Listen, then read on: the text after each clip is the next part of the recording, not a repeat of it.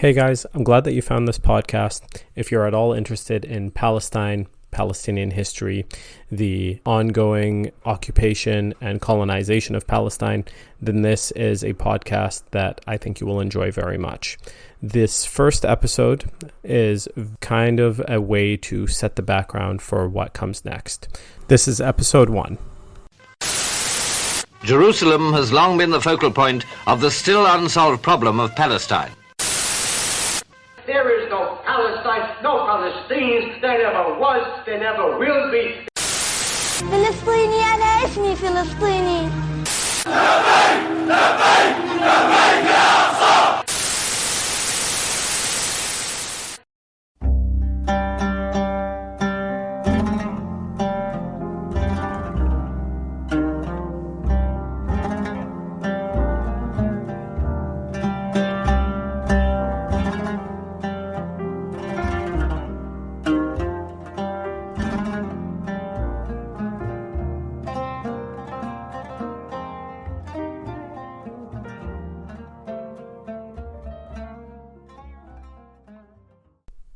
About 15 years ago, I was preparing for my first serious job interview, and I wasn't too familiar with the interview process. This was the first interview that I was going to do that really involved my university education and past experience and all of those really important things. So I solicited the help of one of my friends, came and helped me out. He was the same age that I was, but a little further along professionally than I was at that time.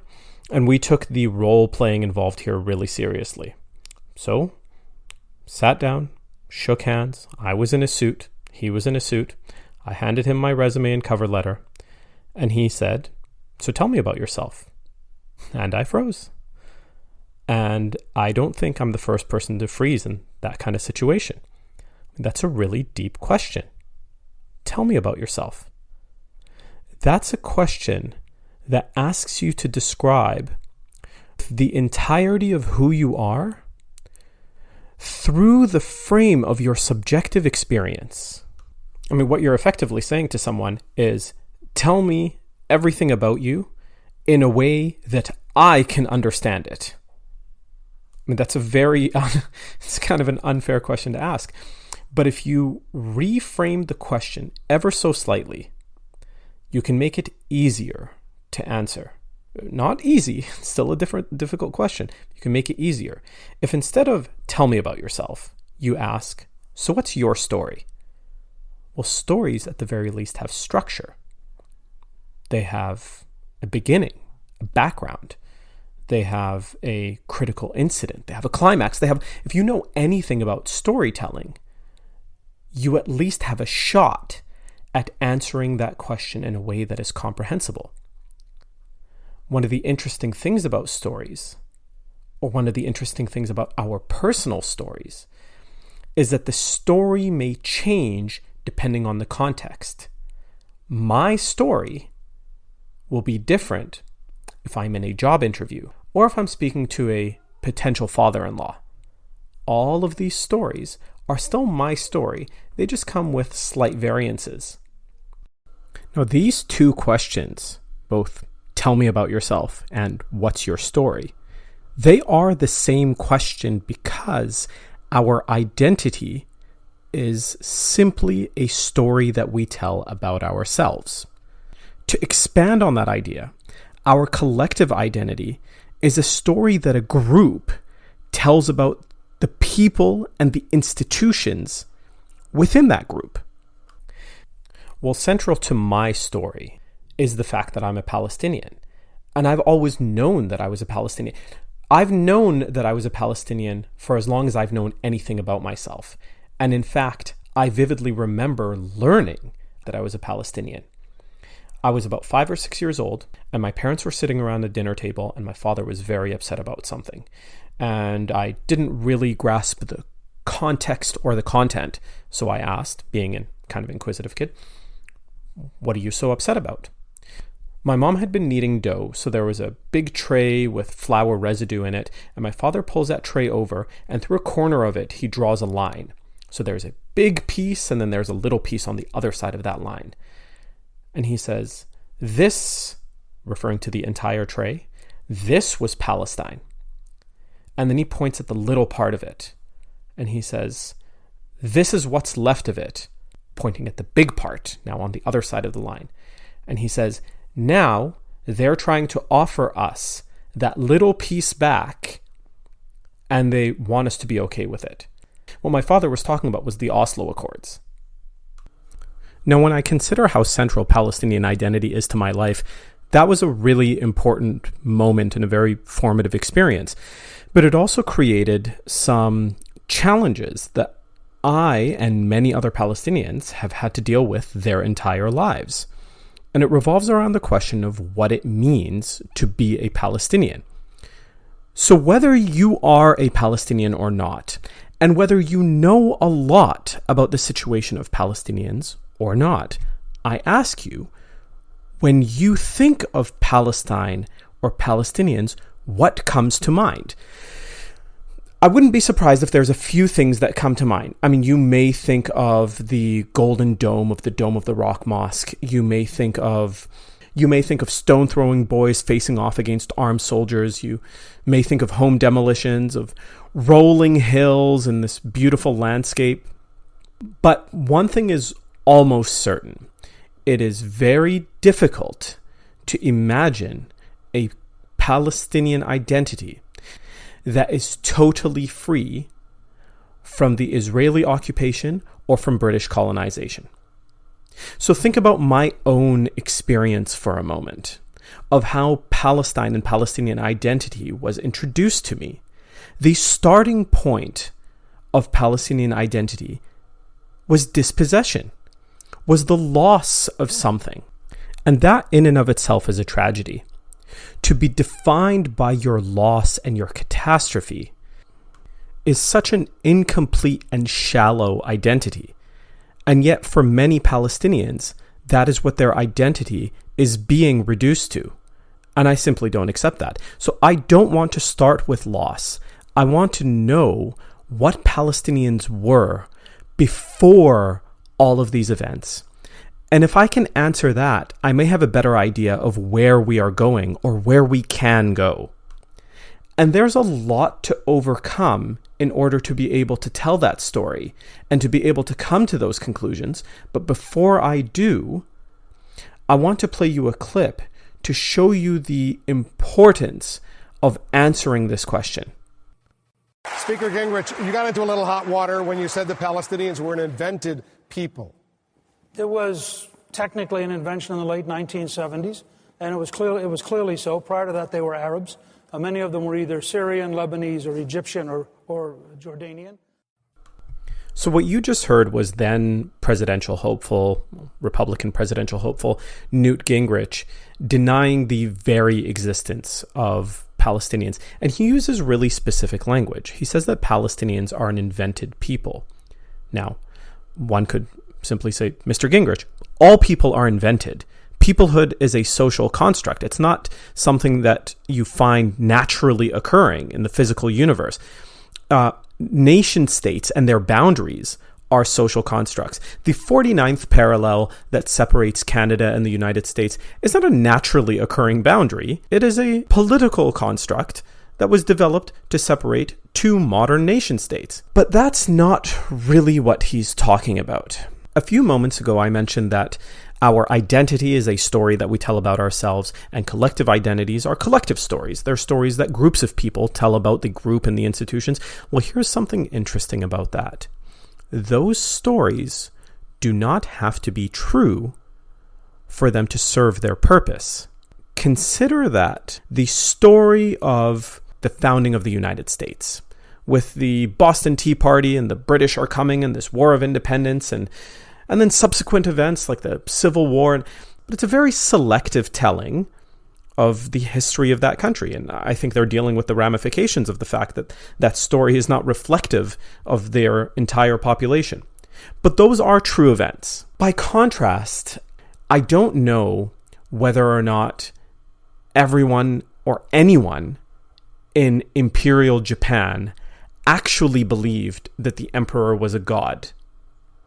Like they actually believed that he controlled the heavens and created the universe and, has godlike powers.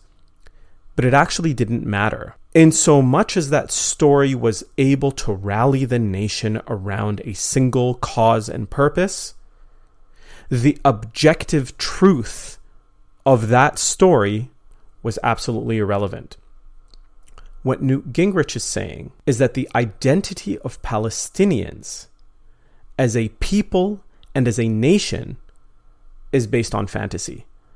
That it is, in his words, a late 20th century construct. But in the words of people with more academic clout, but an equally erroneous claim, they say that it is a late 19th, early 20th century construct.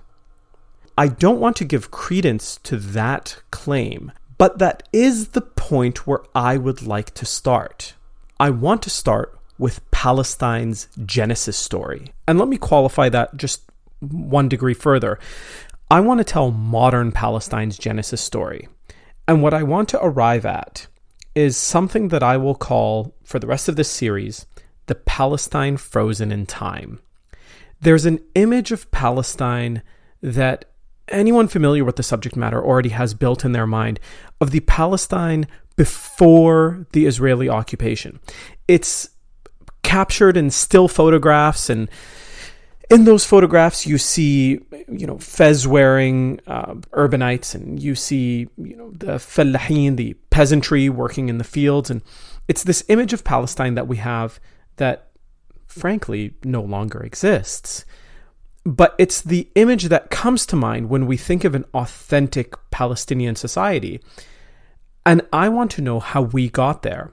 There are some very specific qualities that Palestine has, or had, tragically.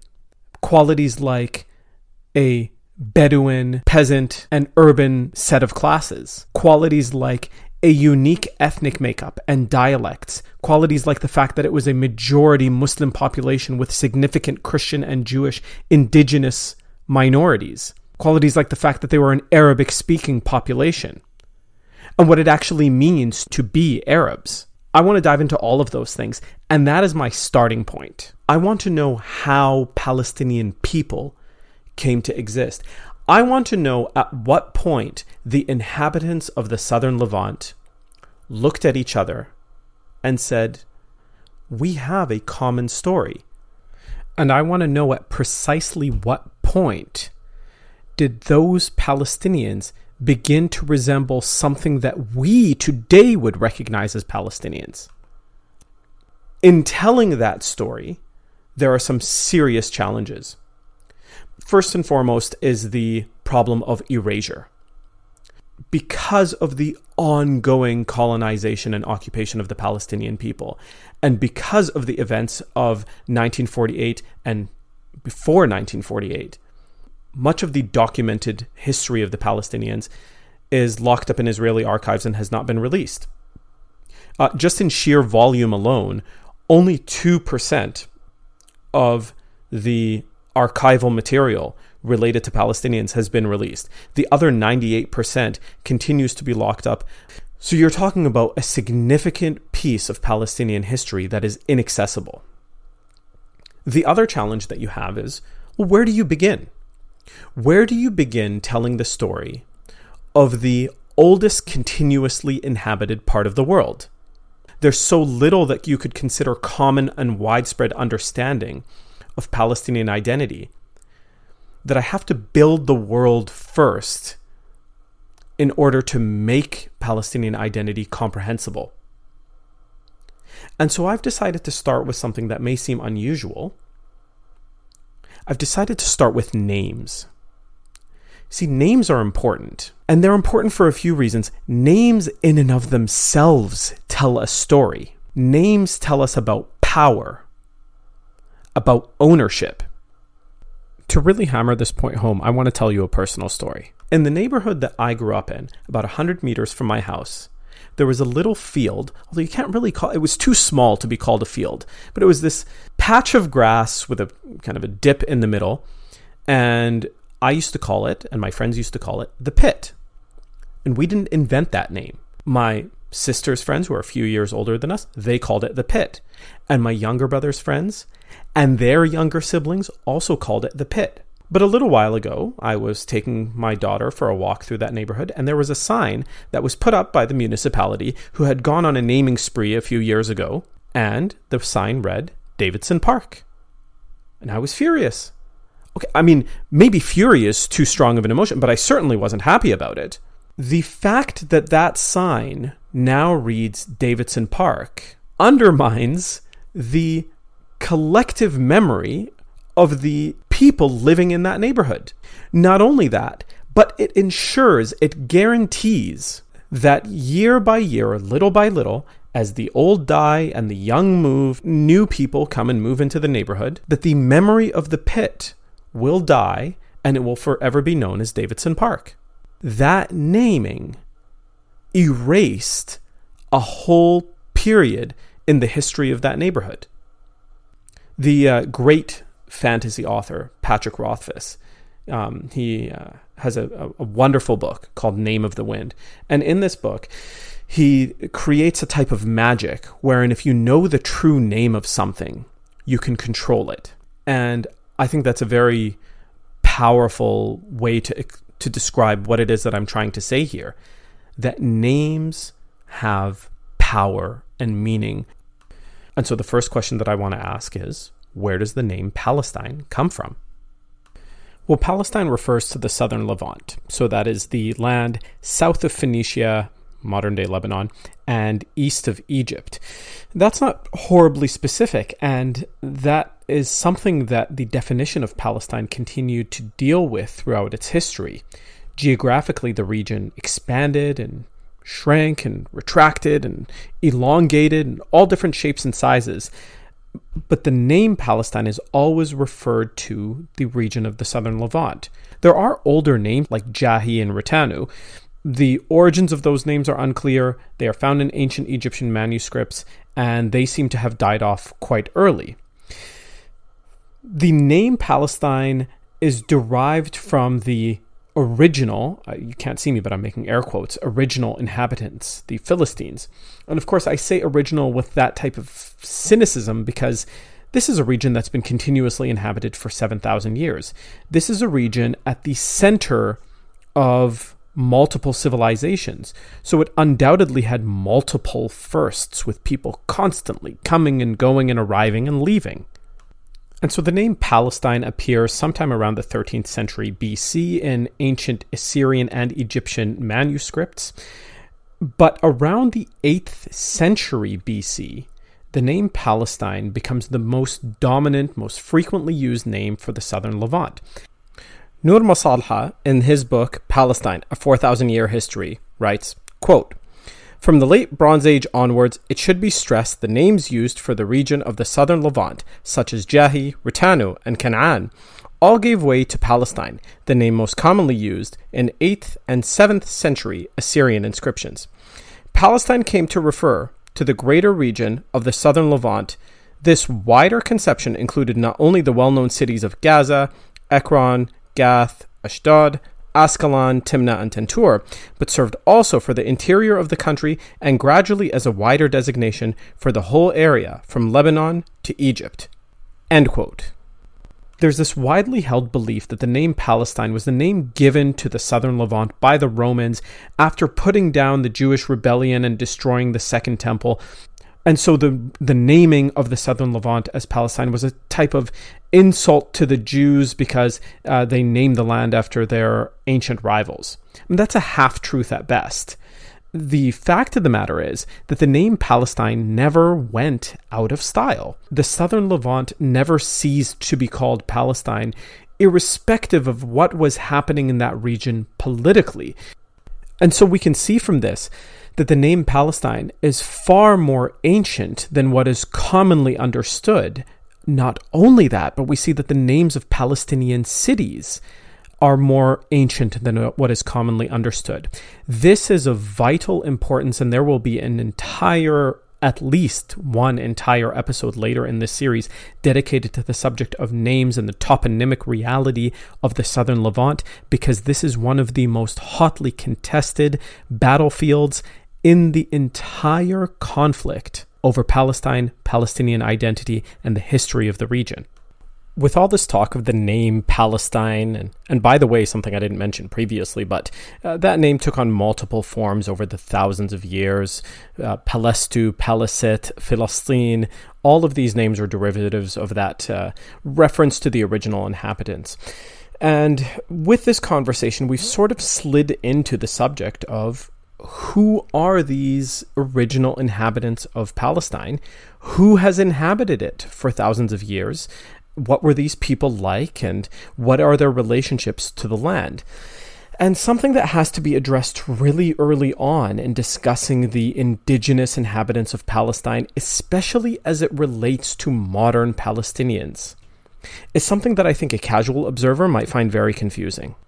There is a potential for this misunderstanding that somehow the modern Palestinians are the ancient Philistines and they are their descendants, and the modern Israelis are the descendants of the Israelites, and they've just been at each other's throats for thousands of years. And that is not the case. It is neither the case that they have been at each other's throats for thousands of years, nor is it the case that these groups are the descendants of those past communities. I'm going to tell you something that a casual observer might find very confusing. In the biblical and Quranic stories of the Israelite prophets and their fight against the Philistines and the inhabitants of that region, for the modern Palestinian Muslim or Christian, who do you think they see themselves as in that fight?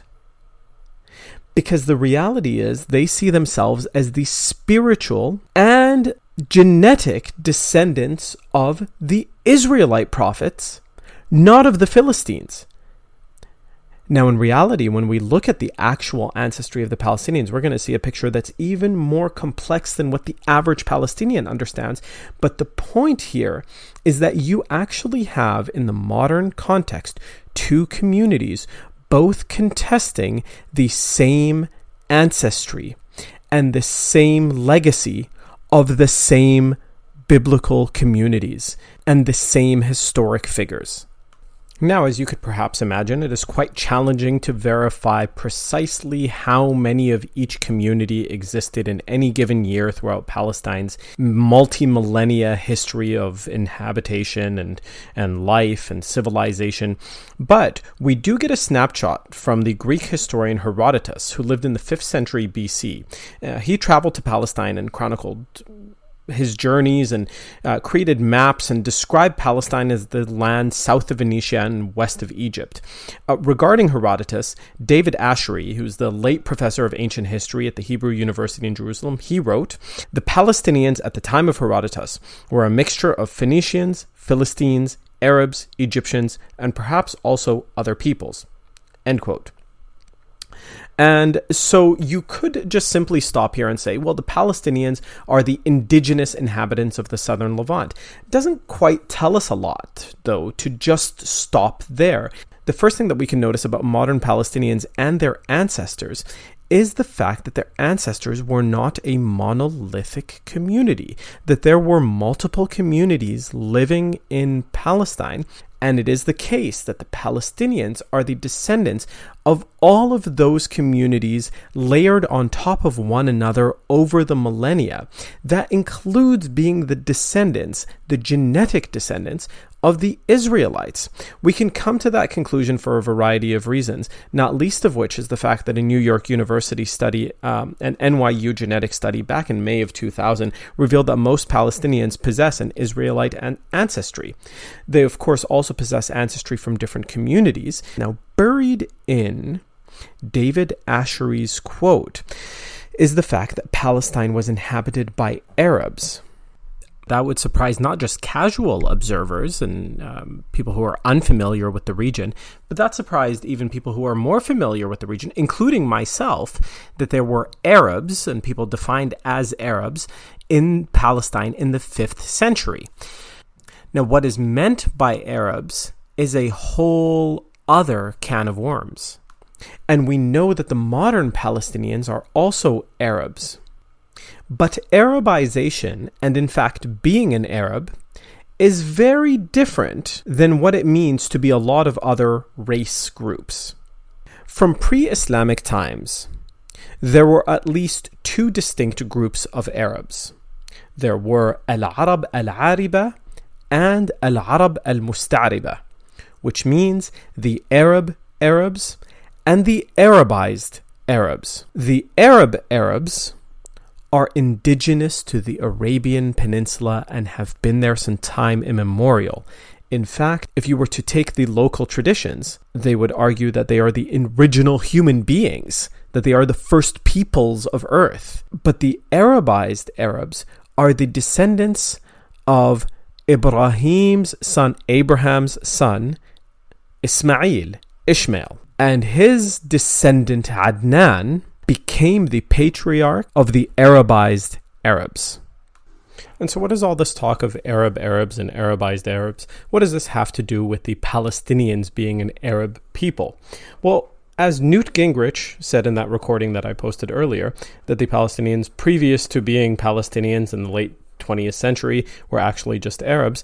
What he means is that they were people from the Arabian Peninsula who came in, tried to grab some land when they saw that the Zionists were taking it, and then the Zionists pushed them out in 1948. The Palestinians, in fact, are the indigenous people of the southern Levant, and their Arabness is a process of Arabization that has very little to do with genetics and has a lot more to do with their adoption of the language. Al-Arabi al-Lisan, which means the Arab is his tongue. To be considered an Arab, this is not a modern concept. This is a pre-Islamic concept. To be considered an Arab, one simply has to have a native command of the language. And so the inhabitants of the southern Levant became Arabized with their adoption of the Arabic language, not necessarily through actually interbreeding with Arab peoples. And by Arab peoples in this case, I mean Al-Arab al-Ariba, the indigenous Arabs from the Arabian Peninsula. And to just add another level of confusion here for the casual observer who I may have lost in this little rant about Arabs and Arabized Arabs and Arab Arabs, that within Palestinian culture, and in fact actually not just Palestinian culture in this case, this is true of most Arabic-speaking countries, if you refer to other Arabs as Arab, as Arabs, so I want to repeat that again, if a bunch of Arabic-speaking people are together and they uniquely refer to another group of Arab people as Arabs, what they actually mean is those are Bedouins. More specifically, what they mean is those are indigenous Arabs. They're different. So they mean something else. And so when Herodotus was referring to the Arab inhabitants of Palestine in the 5th century, he was almost certainly referring to Arab Arabs, the indigenous inhabitants of the Arabian Peninsula. And so to call a Palestinian an Arab is absolutely correct. And in fact, the Arab identity of Palestinians becomes a very strong factor in the mid-20th century with the rise of Pan-Arabism and Arab nationalism. But calling a Palestinian an Arab probably doesn't mean what most people think it means. Genetically speaking, there is a massive difference between a Levantine Arab and between an Arab from, say, Morocco. They are both considered Arabs, but they are not the same thing. It's worth noting at this juncture that the Arabization of Palestine did not begin with the advent of Islam. In fact, the Ghassanid Arabs who ruled Palestine under Byzantine rule, so the local rulers of Palestine, were Bedouin Arabs. And so in that time, during the Byzantine era of Palestine, you had Arabic-speaking rulers ruling over Greek-speaking urbanites and Aramaic-speaking rural population. With the advent of Islam, however, you do have Arabic becoming the lingua franca of Palestine.